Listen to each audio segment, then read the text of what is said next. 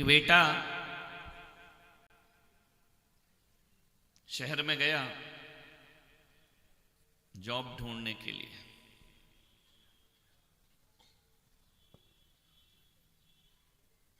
उसने जॉब के लिए अप्लाई किया, उसे बुलाया गया। उसे कहा गया कि मैनेजर की पोस्ट है लेकिन बड़ी जिम्मेदारी की पोस्ट है, समझ लो, उसके बाद यस करना। उसके इंटरव्यू में कहा गया खड़े रहकर कितने हो?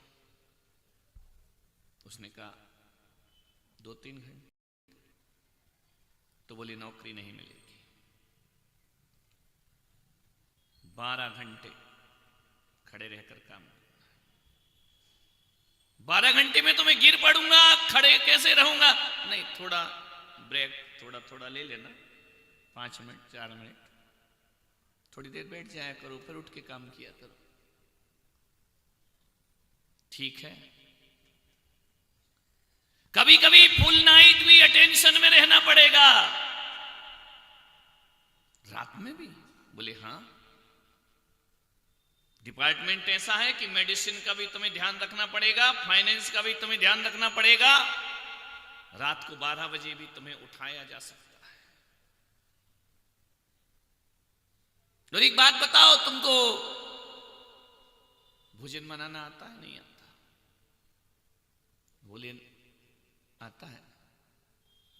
मिलेगी नौकरी। छुट्टी कब मिलेगी? कभी नहीं, साल भर काम करना है।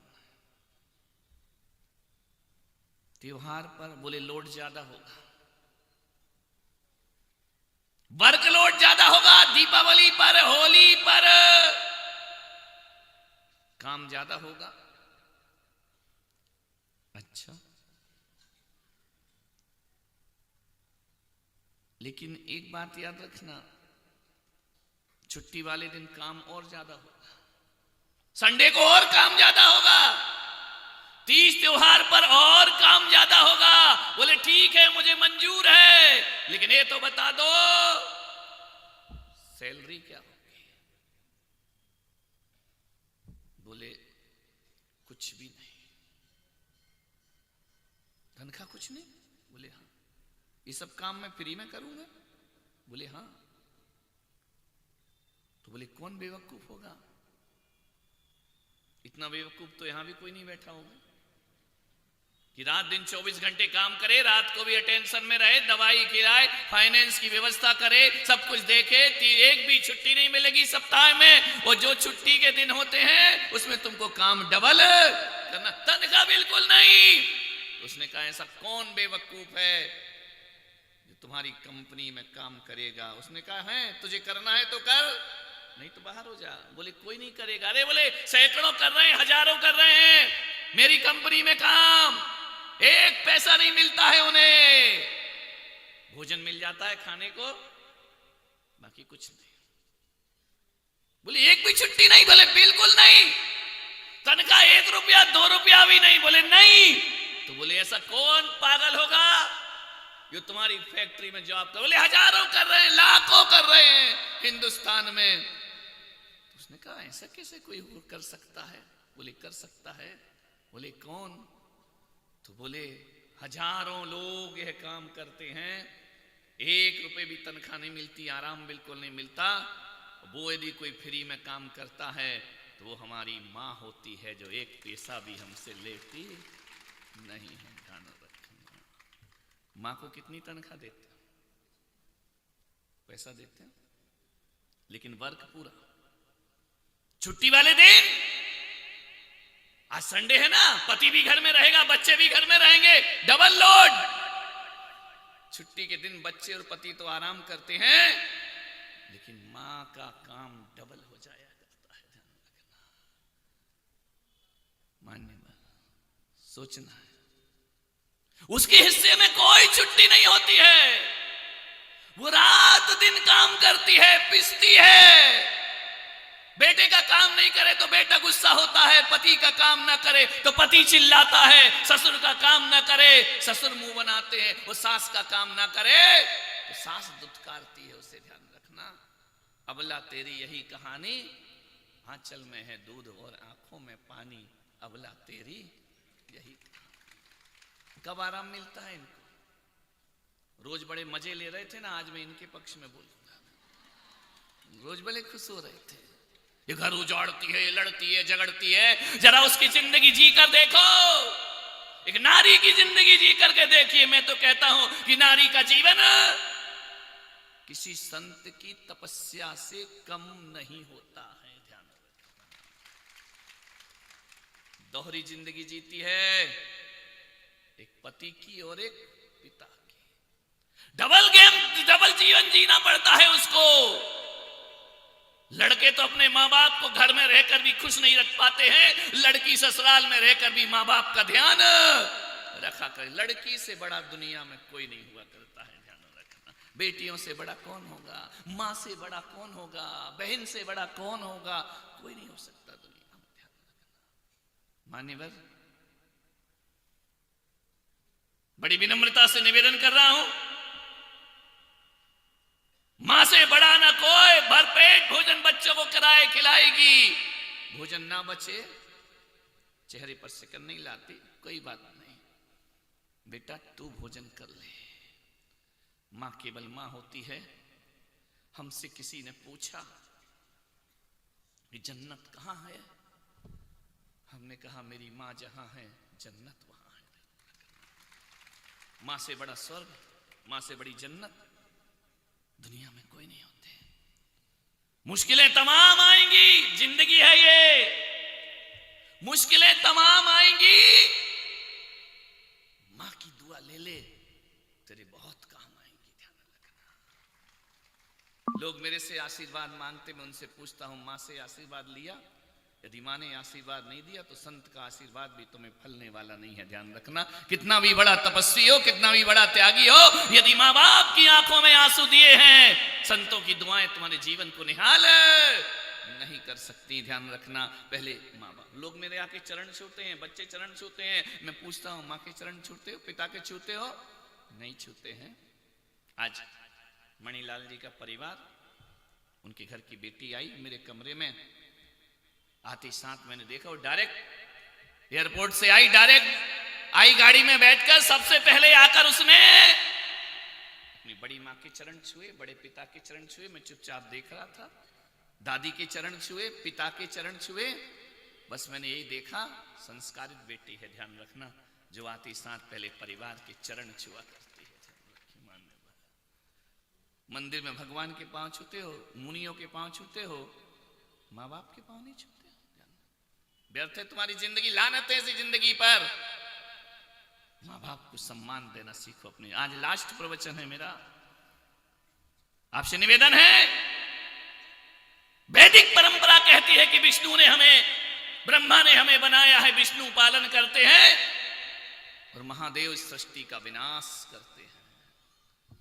मुझे माफ करना, ना मैंने ब्रह्मा जी देखे हैं, ना विष्णु देखे हैं, ना मैंने महेश देखे हैं, तुमने भी नहीं देखे होंगे। देखे हैं क्या? नहीं, किसी ने नहीं देखे। ना हम ब्रह्मा को देख पाए, ना हम विष्णु को देख पाए, ना हम शिव को, महादेव को देख पाए। मैं नहीं कहता कि वो है या नहीं, इस पचड़े में मैं पढ़ता ही नहीं है तो अपने बाप का क्या जा रहा, और नहीं है तो अपना भगवान है, ठीक है, कोई बात नहीं, होंगे, मुझे कोई आपत्ति नहीं। लेकिन मैं पुलक सागर इतना कहता हूं कि ब्रह्मा ने मुझे बनाया, मुझे नहीं पता, लेकिन मेरी मां ने मुझे 9 माह बनाया है, ये मैं जानता हूं। ये हर व्यक्ति जानता है कि ब्रह्मा ने नहीं बनाया, लेकिन मां ने हमें बनाया है 9 महीने पेट में रख करके। इसलिए मैं इतना कहता हूं, मेरी ब्रह्मा तो मेरी मां हुआ करती है, ध्यान रखना। विष्णु हमारा पालन करते हैं या नहीं मुझे नहीं पता, लेकिन माँ बाप हमारा पालन पोषण करते हैं। इसलिए हम कहते हैं कि विष्णु हमारे माँ बाप ही विष्णु हैं। और महेश सृष्टि का विनाश करें या ना करें, पर मेरी माँ ने मेरी बुराइयों का नाश किया है, वो ही ब्रह्मा है, वो ही विष्णु है, वो ही महेश हुआ करती है। ध्यान रखना। फिर कौन और ब्रह्मा विष्णु महेश की तुम पूजा करते हो? किस ब्रह्मा विष्णु महेश को तुम पूजते हो? बड़े बड़े मंदिर बनाते हो। आपसे मेरा निवेदन है, बड़ी विनम्रता के साथ मान्यवर, जिसने माँ बाप की पूजा कर ली, उसने ब्रह्मा की पूजा कर ली, उसने विष्णु की पूजा कर ली, और उसने महेश की पूजा कर ली अपने जीवन में। ध्यान रखना। माँ बाप के कदम छू लो, जन्नत छूने का एहसास होगा। तुम्हारी हथेलियों में कितनी भी आड़ी टेढ़ी रेखाएं हो, तुम्हारी कुंडली में कितने भी ग्रह ऊंचे नीचे हो, मैं कहता हूं कुछ नहीं होगा इससे। पंडितों और ज्योतिषाचार्यों के पीछे भागने से, मैं कहता हूं रोज सुबह उठ के मां के चरण छू लिया करो। आड़ी टेढ़ी रेखाएं भी तुम्हें अच्छा फल देना प्रारंभ करेंगी, और बुरे ग्रह भी तुम्हें अच्छा फल देना प्रारंभ कर देंगे। चरण छू, मां के चरण छू, मां की धूल चुला लगाओ अपने माथे पर। ध्यान रखना। जननी जन्म भूमिश्च स्वर्गादपि गरीयसी। जननी से बड़ा कौन होता है? निवेदन है, माता पिता बहुत महान है। एक बात याद रखना, जब तक बाप होता है ना, हमें बाप का एहसास नहीं होता है, लेकिन जब वो दुनिया से चला जाता है, जिंदगी भर उसका एहसास, माँ का एहसास माँ के रहते रहते नहीं होता है। जब माँ दुनिया से विदा हो जाती है, तब लगता है कि माँ क्या होती है। जाने के बाद जिंदगी भर एहसास होता है। जिंदगी भर हम उसकी फोटो पर माला चढ़ाते हैं, जिंदगी भर कहते हैं मेरे पिता ऐसे थे, मेरी माता ऐसी थी। जीते जी तुमने कभी नहीं कहा। ध्यान रखना। नारायण कृष्ण शयनागार में शयन करते हैं। प्रातः काल उठे, रुक्मणी रोज एक दूध का गिलास रखती है, नारायण कृष्ण दूध पीकर सोते हैं। एक दिन रुक्मणी ने पूछा कि नारायण, पटरानी थी नारायण कृष्ण की रुक्मणी, सत्यभामा, जामवंती, सब पटरानियां थी। एक दिन रुक्मणी ने पूछा कि हे नारायण, हमेशा तुम मैया यशोदा के गीत गाते हो, हम भी तो तुम्हें बहुत प्यार करते हैं ना, हमने तुम्हें अपना जीवन सौंप दिया, तुम्हारे भोजन का चिंतन करते हैं, तुम्हारे शरीर की चिंता करते हैं, तुम्हारे वस्त्रों को संवारते हैं। नारायण एक बात बता दो कि मुझ में और मैया यशोदा में क्या अंतर है? मैं 24 घंटे तुम्हारा ख्याल रखती हूं। नारायण कृष्ण ने कहा कि रुक्मणी जब वक्त आएगा तो बताऊंगा, अभी नहीं। एक दिन की बात है, एक रात की बात है। सुबह उठे नारायण कृष्ण, उन्होंने कहा रुक्मणी, कल तुमने दूध का गिलास नहीं दिया। नारायण कैसे हो सकता है? मैं आपकी परछाई, आपकी अनुचरी, आपकी जीवन की सेविका, जन्म जन्म की सेविका, ऐसे कैसे हो सकता है कि मैं दूध का गिलास लाके ना रखूं? नारायण ने कहा फिर मैंने पिया क्यों नहीं दूध? बोले आप नींद में थे, सो रहे थे, तो मैंने सोचा कि नारायण है, उठाना अच्छा नहीं है, अभी चल के देखो शयनागार में आज भी दूध का गिलास उस टेबल पर रखा हुआ है। नारायण ने देखा दूध रखा है, प्लेट से ढका है। रुक्मणी ने उठाया नहीं। रुक्मणी बोली मैं आपकी नींद भंग नहीं करना चाहती थी।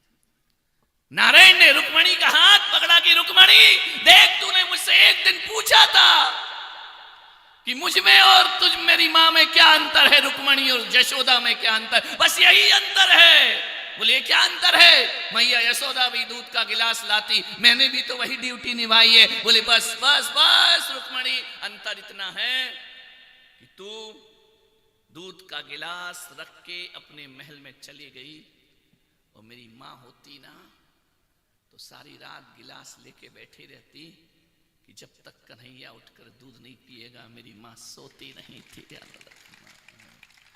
पत्नी गिलास रख के जाती है, माता गिलास पकड़ के इंतजार करती है। ध्यान रखना, उठाती तो वो भी नहीं, लेकिन जागने का इंतजार करती। ये अंतर होता है एक माँ के प्यार और पत्नी के प्यार में। ध्यान रखना, जमीन आसमान का। कोई नहीं पा सकता। कितनी भी पत्नी आपकी अर्धांगिनी क्यों ना बन जाए, मुझे ये समझ नहीं आता है अध्यक्ष जी,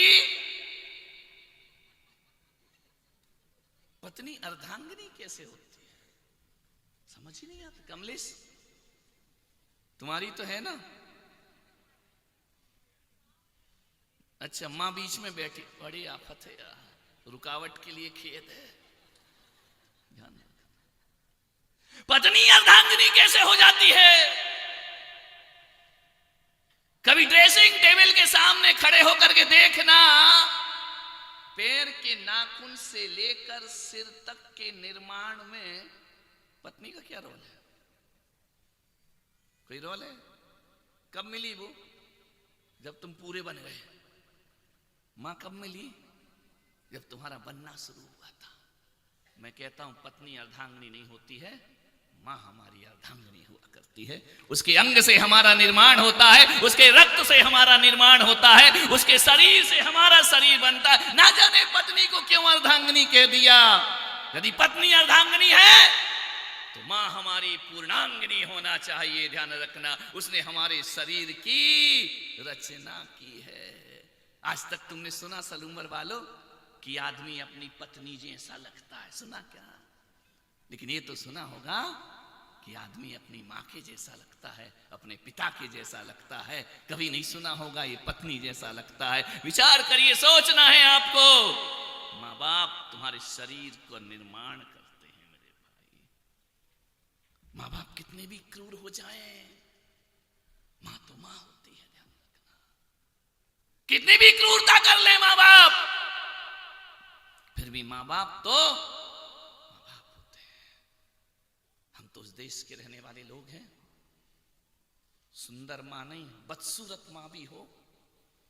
बदसूरत तो छोड़ो, हमने तो भस्म लगाए, जिभ्या निकाले, काली कंकाली को भी मां कह करके बुलाया है। ध्यान रखना, कितना विकराल रूप है उसका, लेकिन हम उसे भी अपनी मां कह करके बुलाया करते हैं। ध्यान, हम भारत के लोग, हमें जिससे जो मिलता है हम उससे अपने रिश्ते बना लेते हैं।